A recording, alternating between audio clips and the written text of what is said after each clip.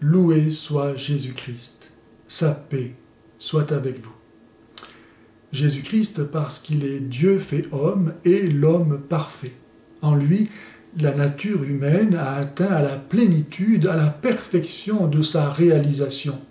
Et cela aussi bien dans l'ordre naturel que dans l'ordre surnaturel. Ce qui veut dire que Jésus-Christ, dans son intelligence humaine, n'avait pas la foi et l'espérance, parce que celles-ci sont imparfaites, n'étant que la préparation et l'attente de la vision de Dieu dans l'éternité. La Vierge Marie a eu le plus haut degré de foi et d'espérance qu'une créature humaine puisse avoir. Mais Jésus-Christ n'est pas une créature humaine. Il est une personne divine, ayant assumé notre nature humaine, laquelle, de par son union avec sa nature divine, reçoit la grâce d'être divinisée, sanctifiée, rendue sainte. Jésus-Christ, dès le premier instant de sa conception, voyait Dieu, comme j'espère nous le verrons un jour dans l'éternité, mais au plus haut degré qu'il soit possible à l'intelligence humaine de voir Dieu. Et cela met à mal la théorie des modernistes qui imaginent que Jésus-Christ aurait pris conscience peu à peu de sa divinité au fur et à mesure du développement de son intelligence humaine.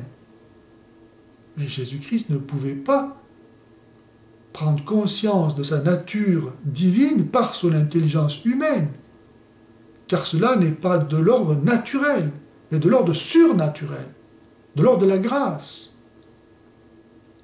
Et la plénitude de la grâce implique que Jésus voyait Dieu. Il faut bien distinguer ici la connaissance que Jésus avait de sa divinité par son intelligence divine et qui était parfaite, de la connaissance qu'il avait par son intelligence humaine, sanctifiée.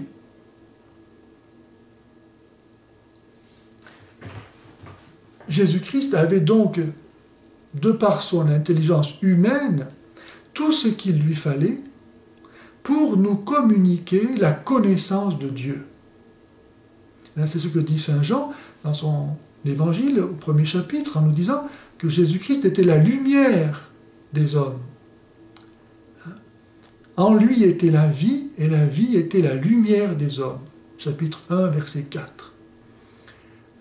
Il dit encore, le Fils de Dieu est venu pour que nous ayons la connaissance du vrai Dieu et que nous soyons en lui. Première épître de Saint Jean, chapitre 5, verset 20. Ou bien Jésus, l'évangile de Saint Jean, chapitre 15, verset 15, dit « Tout ce que le Père m'a fait connaître, je vous l'ai fait connaître. » Il est la plénitude de la révélation, parce que lui-même voyait Dieu dans son intelligence humaine. L'Ancien Testament n'a pu donner qu'une révélation partielle, alors que Jésus-Christ, en se révélant lui-même, nous communique la connaissance de la vérité, la connaissance du vrai Dieu, qu'il est lui-même. Et c'est pourquoi l'Église, lorsqu'elle définit un dogme, ne révèle rien de nouveau, car le seul révélateur du mystère de Dieu, c'est Jésus-Christ. Et tout ce qui est inspiré, défini ou prophétisé après Jésus-Christ ne l'est qu'au titre des conséquences tirées du seul et même principe donné par le Christ, qui est la vérité.